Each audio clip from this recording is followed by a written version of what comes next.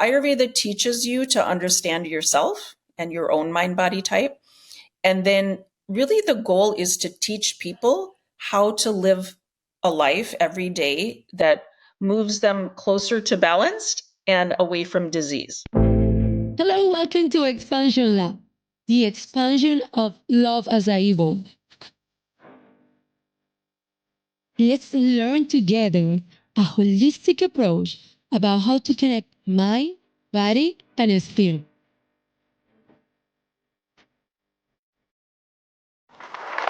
Okay. Well, hello. Welcome to another episode of Expansion Lab. Today, I'm so honored, so thankful, so happy that we have Dr. Patel with us. She is an amazing doctor, an Ayurveda specialist, expert, and a mentor. Dr. Patel, thank you so much for being here. Please tell us about Ayurveda. Everything. I am in love with this whole thing. I love your enthusiasm. Thank you. It's very cool. Honestly, I love it. Yeah.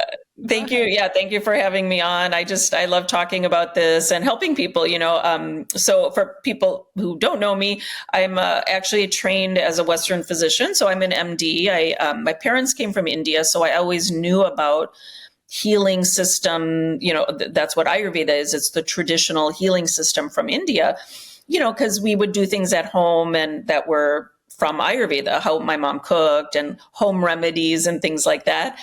But I never really understood it as a complete healing system. And so I went to medical school in the West. So I learned the Western perspective of medicine, which is very effective for certain things, right? In certain situations. But I became a family medicine practitioner, so primary care. And I just saw my patients, they were getting more and more chronic sickness. I could give medicines or refer people to, for procedures, but it wasn't really fixing the problem, right? It was treating the symptoms. So like so many doctors, I was dissatisfied with that way of practicing. I still see patients once a week in a regular primary care office.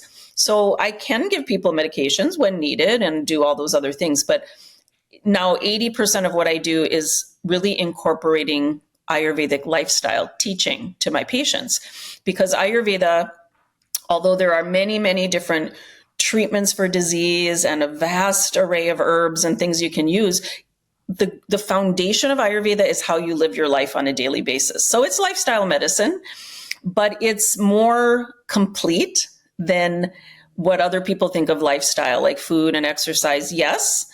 And sleep, your daily routine, what's coming in through your senses every day, how your mind, your emotions and mind are regulated, and all of those things. And so Ayurveda is really, and ultimately the spiritual realm. So Ayurveda is a mind, body, spirit medicine. So it really spoke to me as a physician that, this is what people need to heal. And because so then So then I started doing more training, and I came to work at the Chopra Center in California. I still live here, and learned from Deepak Chopra and David Simon and so many over the years Ayurvedic pioneers, and many of them are my mentors still.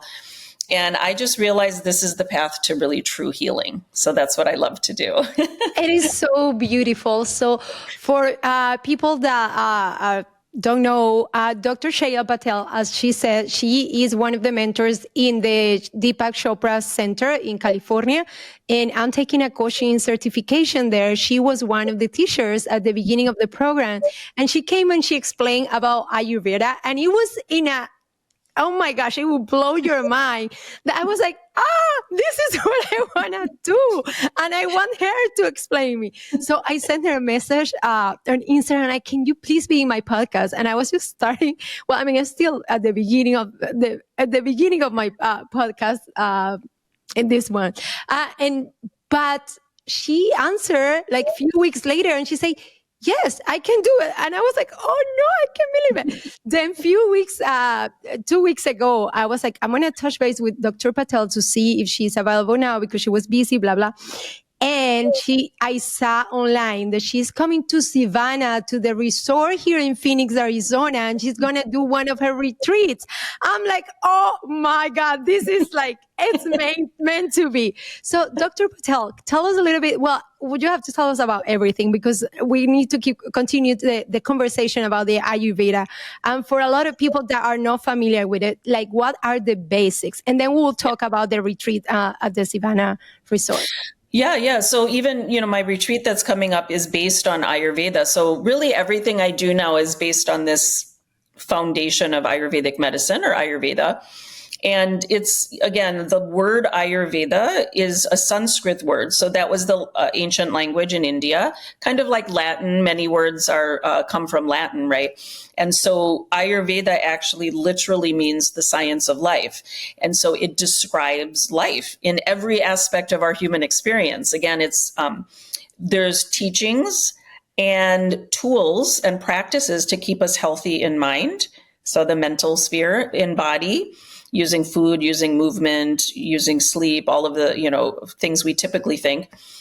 Also Ayurvedic massage and herbs and all of those things are to keep the body healthy and the mind healthy. But also what was most compelling for me was why we do these things in Ayurveda. We balance the body as best we can so that we're not distracted by all of the imbalances. So we try to keep balanced. We keep the mind balanced. Then what emerges is our spirit, like why we're here. We can move into our full potential. We feel good energy. Our mind is clear. Our emotions are managed. Our emotions aren't controlling us. Then we start to get connected to our purpose, And one of the most important aspects of Ayurveda is that it's personalized. So in Ayurveda, there's the concept of mind-body types, or constitutions. There's 3 main mind-body types, but different combinations of them. And what it teaches is that one size doesn't fit all. There's 3 mind-body types, or doshas: vata, pitta, and kapha.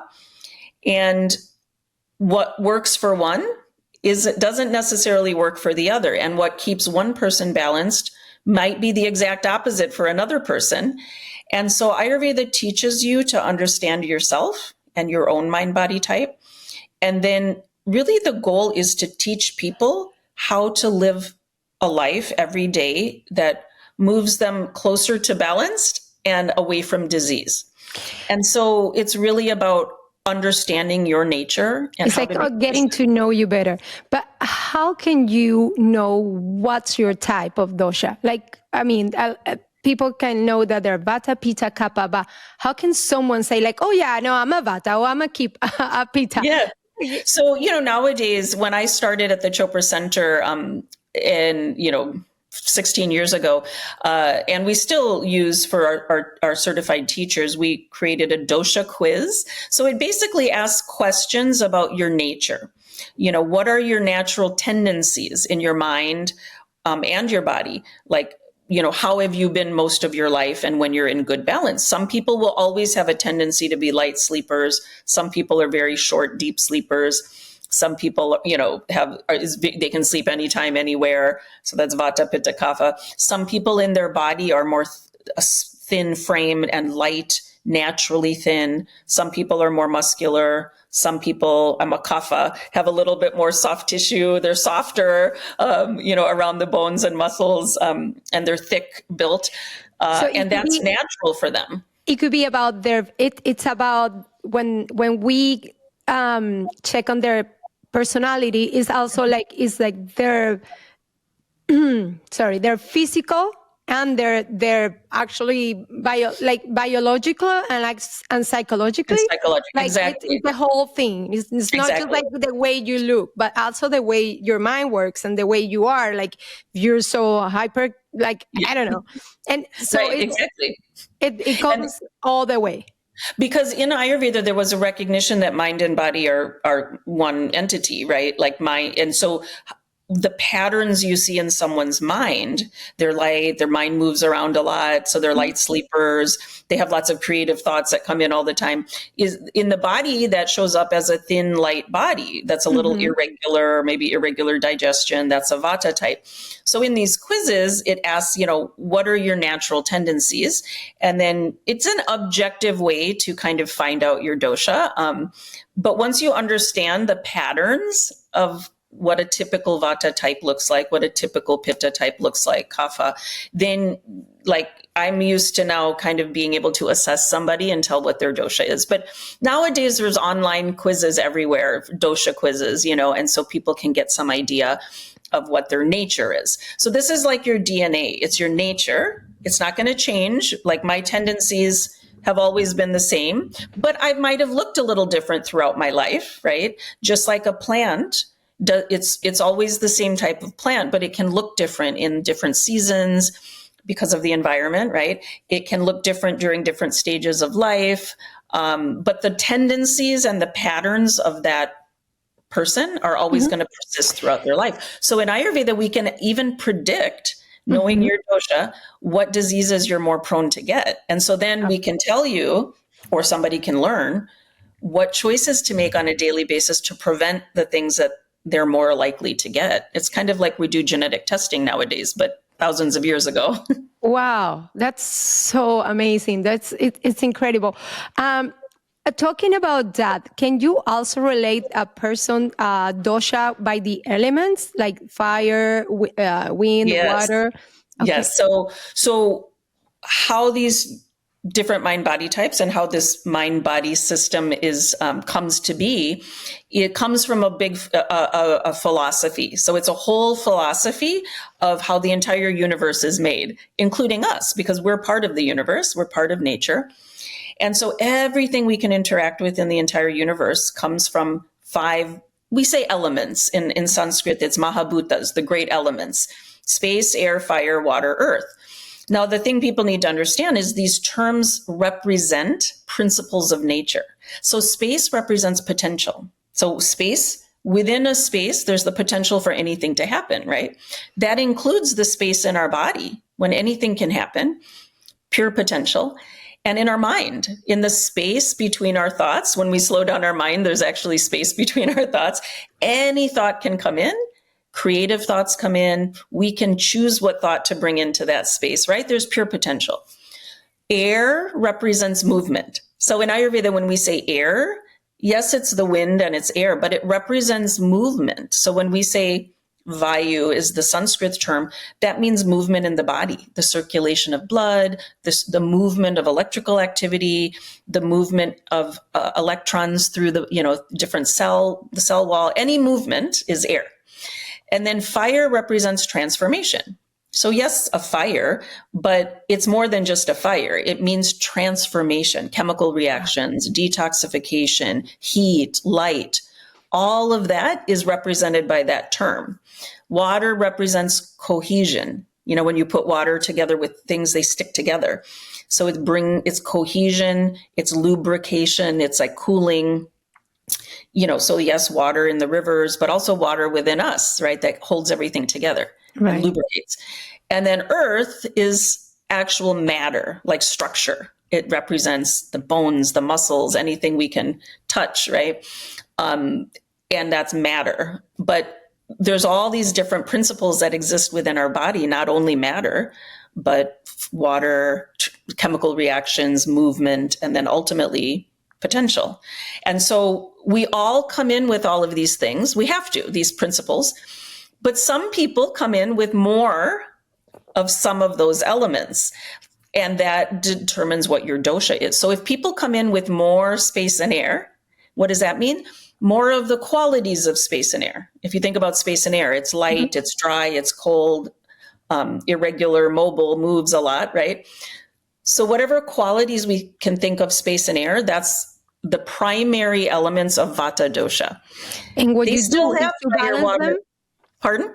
That information helps so you can balance that person type. Exactly. Because whatever the qualities are of space and air, cold, light, dry, mobile, we already do this in our day-to-day life. We balance when something gets out of balance, it's accumulating too much. We bring in the opposite, right? When we're cold, we bring in hot. When we're dry, we bring in moist.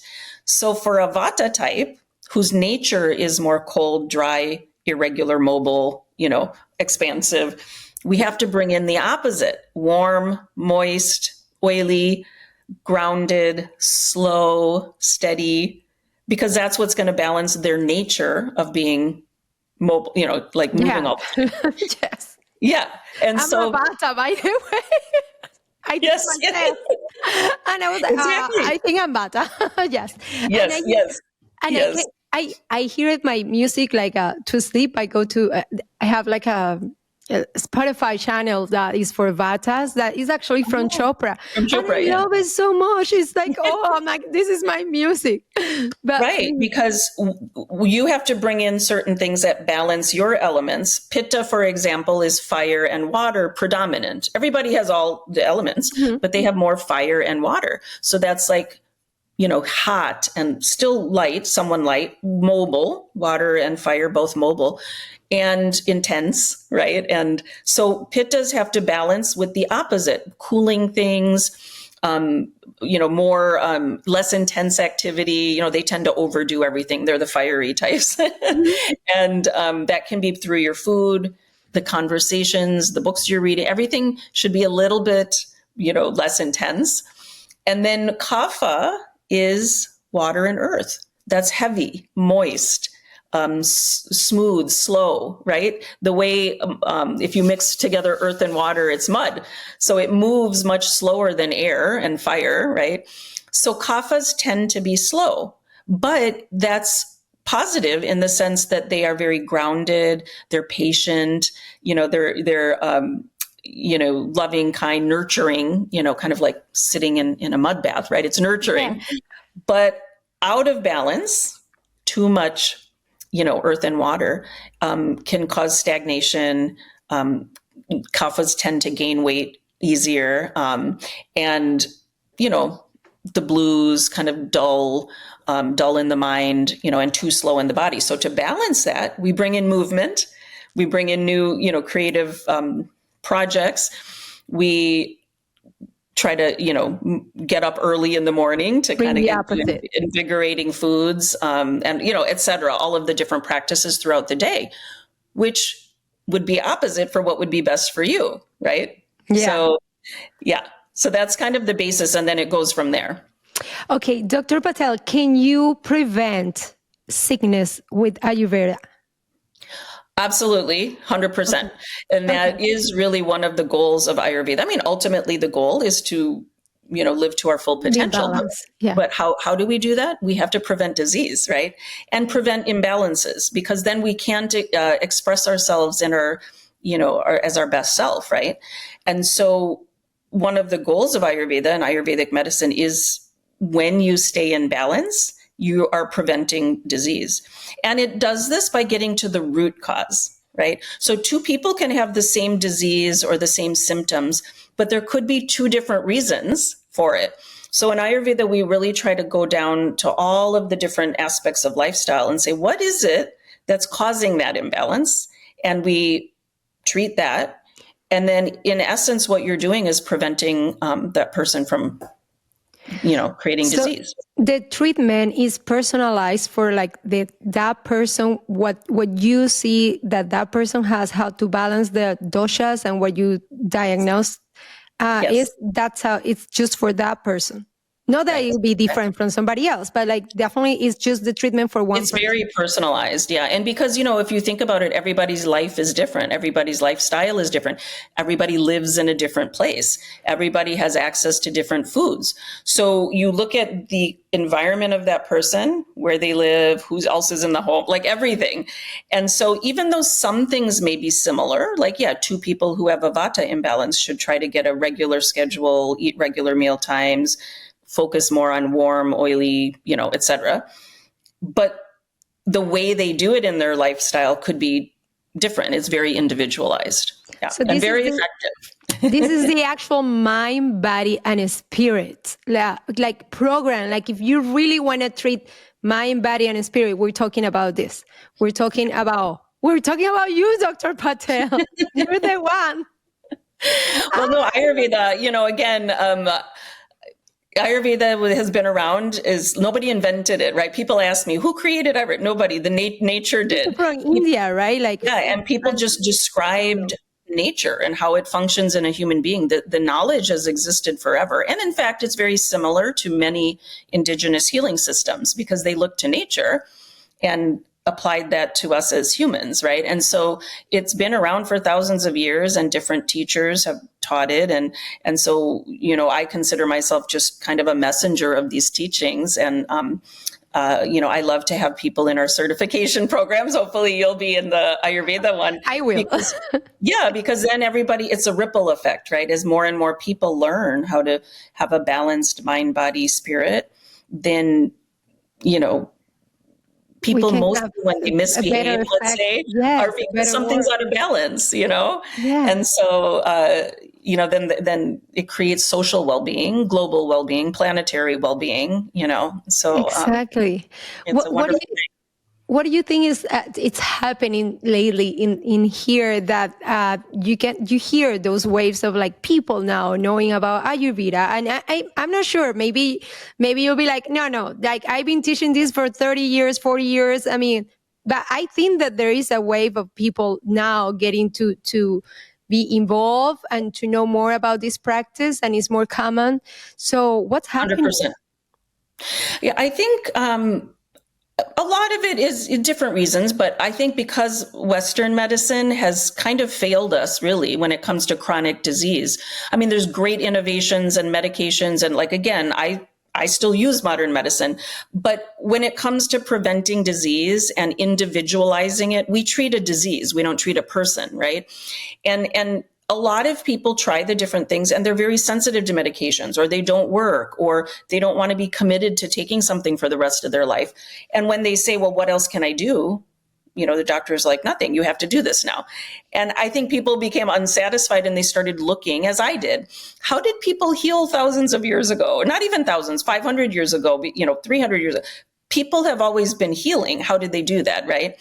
And so that started a big wave of people going back to natural healing methods. So that, along with, 40 years ago or so, the first teachers came to the West and started talking about not just Ayurveda, but meditation, yoga, because they all come from the same philosophy, the same Vedic philosophy. And so now as people are learning more about yoga, meditation, it's a natural progression that, then there's also this healing system called Ayurveda. And because it makes so much sense when people start learning it. And it's really about putting your health in your own hands. It's really empowering. I think people, once they start learning, they just want more and more and more. Yeah. So you're right. There is a wave of interest. There is like awakening. Yes. I feel like that people are getting, I don't know, maybe people talk about their own life and they think that everything gets reflected out there, but it's just like, more connection. People are more like mindful. Maybe people want to meditate more now. They're doing yoga everywhere. It's kind of cool if you do yoga, no? If you have a mat, oh my gosh, how cool you are. And then I see Deepak Chopra, they're like, and I'm like, no, that's yoga. Yeah, exactly. I mean, I'm very grateful, many teachers like Deepak, but also there were, many Ayurvedic physicians, Vedic scholars came and started talking about Ayurveda 40 years ago. And, we're just lucky that they did, because now we have, now there's a big wave also of Ayurvedic physicians that have come from India to the West, and again, have found ways to introduce it so that it's accessible to people. They understand it, right? And it makes it easy to practice. And now then certified programs, people have graduated from all these programs, and now they're bringing it out to everyone. And that's great. For the certifications, right? You cannot be a doctor with a certification, so you cannot probably medicate people or nothing like that. What is the role of a person that takes the certification? Because I personally want to take it for my own understanding my way of living, the way that I want to see life. Yeah. But there are people that I guess they're doing it because they want to be Yes. doctors. No, not necessarily doctors. So this is another thing. doctors that want to learn about it. That makes sense because you're a doctor already. You're like, okay, sure. I mean, you are prepared for that. But I would say some doctors, although sometimes when you get indoctrinated into a certain way of thinking, but there are more and more doctors who are also feeling unsatisfied. And I know many doctors who are turning to learn about not just Ayurveda, but, acupuncture and Chinese medicine and other systems. But Ayurveda itself is a new sort of healing science in the West. Mm-hmm. And so there are some things around standardizing the training and legalities around how you can practice it. So it really depends. People can do many things with it. So for the Chopra certification, it's intended for you to bring it into your own life and really understand and learn more. And if so inclined, to teach it to other people, like do workshops, go into businesses or schools or whatever, and teach Ayurvedic lifestyle. Then you can go on and do more, like longer programs, 2, 3 year, 4 year programs to become an Ayurvedic practitioner.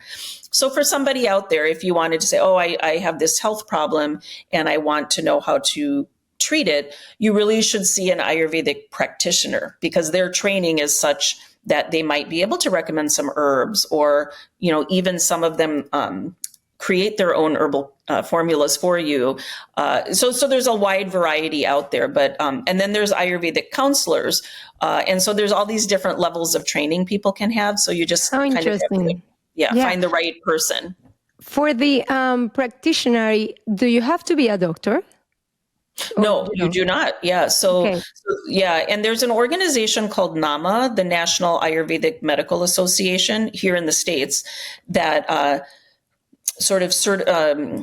accredits all the different Ayurveda programs. And so if somebody wants to train to be an Ayurvedic practitioner, you would want to, go to one that's sort of NAMA certified, meaning the curriculum, you're going to be able to go out and say you're an Ayurvedic practitioner. And, so some people have some background in science, and then they want to learn to be an Ayurvedic practitioner. Some people, lean more toward the counseling, and they want to do, again, focus more on the mind and the mental health. And maybe they have a background in that. But you can come into it with any background, and then you just go through a certified program and you stay within your lane of what you learn to do, Yeah. That's amazing. What is the difference between Ayurveda, I guess, practitioner and a naturopathic doctor? Or would that be about the same? No, they're different. Naturopathic medicine, they actually go through naturopathic medical school. So it's a much more formalized training. It's been around, longer. So they have accredited schools, and they are doctors of naturopathic medicine. And so, it's different, and they're looking at lifestyle. It's, might be similar. They're looking at your food and everything. And they do use botanicals. They use a lot of herbs, and supplements and things instead of medications. Depending on where they train, they might even be able to prescribe. Only certain states here. Mm-hmm. And again, in the other places in the world, the rules may be different. But Ayurvedic practitioners, they're not doctors, but they're like holistic health practitioner level. Okay. Now there are places that people can get masters or PhDs in Ayurveda. That's a little different. That's more academic, right? Okay. And then there were some programs that were starting that were considered Ayurvedic doctor training. But there's still there's trying to get like real regulation around that so that it's more standardized.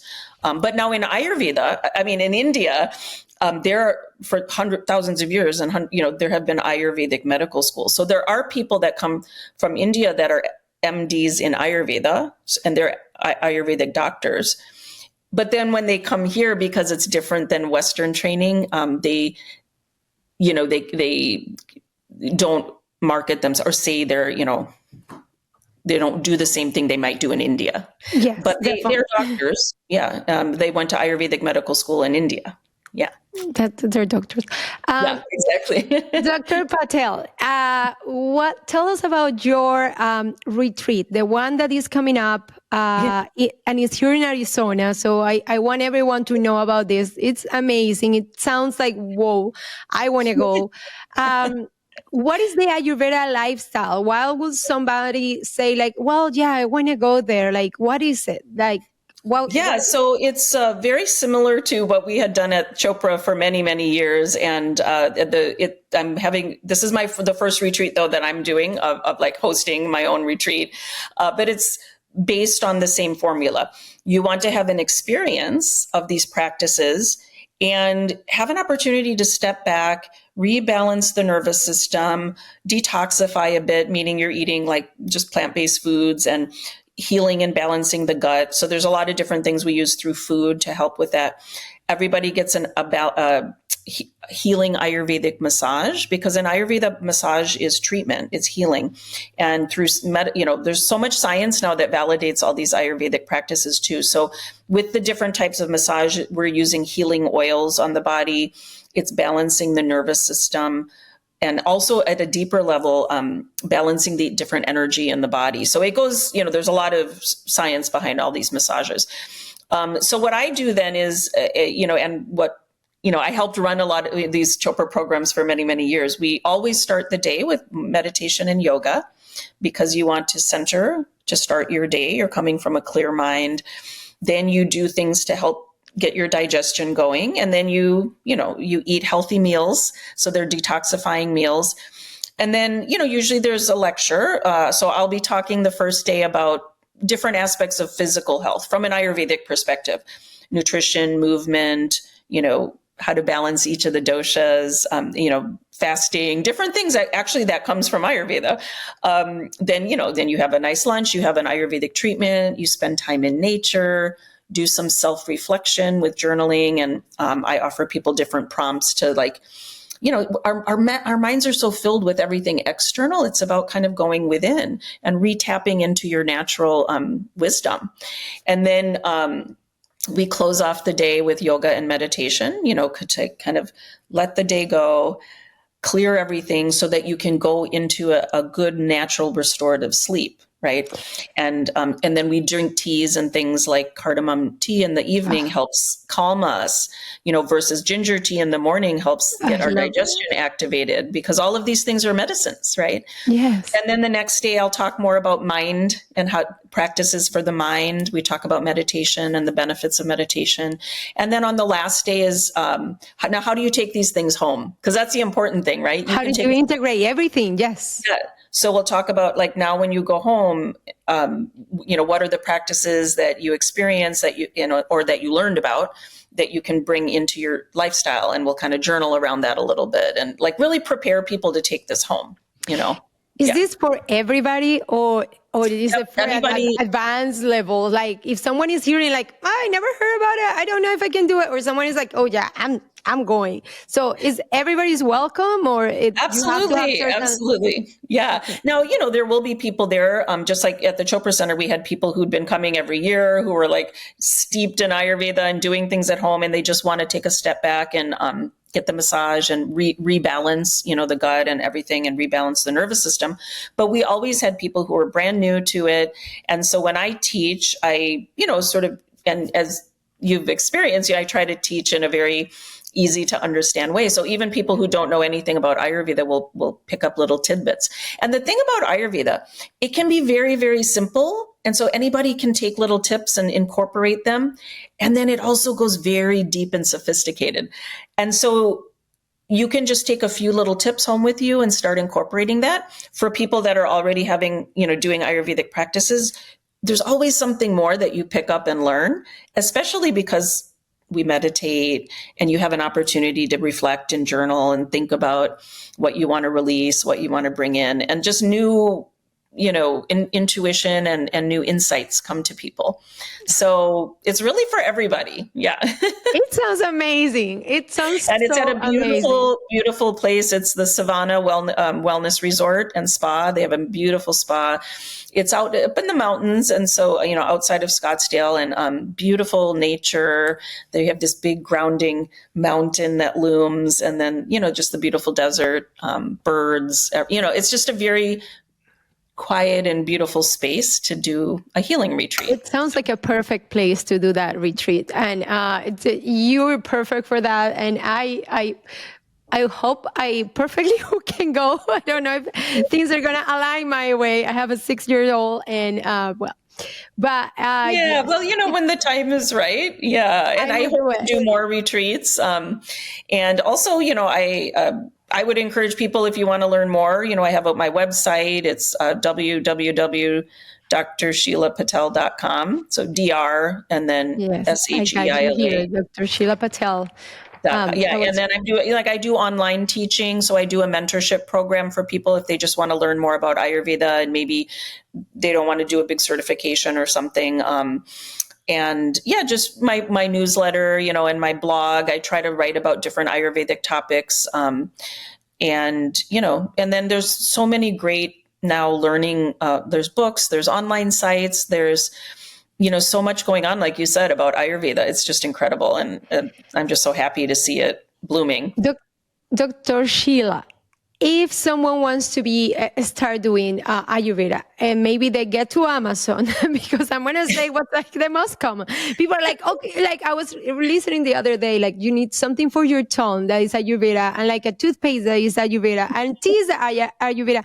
You can find anything there. Would you recommend that kind of stuff, or is like blah? No, absolutely. The thing is, though, I always want people to understand the why, because this is what Ayurveda is. It's about what are you doing on a daily basis, and how do you treat your senses? So almost all of those products, the oil is about keeping the skin healthy. Why? Because it is the way things enter us. It's our primary defense mechanism. It's like the largest organ of the body. There's so many things that happen, right? Tongue cleaning and oil swishing keeps the mouth healthy. Why? So important for our digestion. We produce all these healing chemicals like nitric oxide on our tongue, but the bacteria, we can't have a thick coating on our tongue. Otherwise those cells, can't do what they're supposed to do. Our taste receptors are dull. So we can't taste the food and tell the digestion what's coming, so it's it is true. So all of those are valid. This is the eardrops. I think it's all about taking care of this incredible machine that we have to, to move through life, this vehicle. It's like taking care of your car, right? So all of those things are really important. But they should be done with a system in mind. Any one thing isn't the magic, cure. But it's all together. It optimizes how our body is designed to work, right? And so when you but it's okay to start little. Like neti pot is another one that comes from Ayurveda. Maybe you start with one practice and just get used to doing it every day. Then a couple months later, you add one more practice and you get used to doing it every day. And pretty soon you have a pretty good self-care practice, It sounds super cool. I'm going to get myself a little bit of the toolbox of Ayurveda, but I'm going to do the certification. And I'm so excited about that. Anything else? I know we've been connected for almost an hour and your time is so valuable. Thank you so much for the conversation. Anything else that you want us to know, that you want to say about this? Just like, I'm very grateful. Thank you for letting me talk about Ayurveda. I love talking about Ayurveda because for me, it's really about giving people the tools that they need. You can learn how to take care of yourself when you understand your nature and what's right for you. And also what's going on in this moment. What's going to help me today? Because we're constantly changing. Our balance is constantly changing of these doshas. And so each day you can just connect with meditation, with breathing, with some kind of practice and just say, what's going on in my body right now and what's going to help me today? And then when you learn all these tools and simple practices, then it empowers people to take care of themselves, right? And so to me, it's really just about one of my mentors, David Simon, who started the Chopra Center with Deepak, actually, he would say when people came to our programs, and I started repeating this, Ayurveda doesn't really teach you anything. It just reminds you of what you already know. Because Ayurvedic knowledge is in every cell of our body. It's the science of life, and our cells know this. Most of the time we're doing things that are interfering with that. So it's just a remembrance. And, I would just say to everybody, just start learning. Don't get overwhelmed. You can start really simple, and then everything you learn in Ayurveda just layers on top. And so it's a lifetime of learning. And what better way to spend your time than taking care of yourself, so that then you can do what you're meant to do in this world, right? That's amazing. Yeah. Thank you so much, Dr. Patel. Thank you. I appreciate it. I appreciate your time and everything that you say. And I hope everybody hears this podcast, and we can give this information everywhere. Like it's amazing. It sounds so beautiful, and I think it makes sense. Everything makes sense here. So yes. Yeah. Thank you so much for your time. Thanks for the conversation. We'll see you.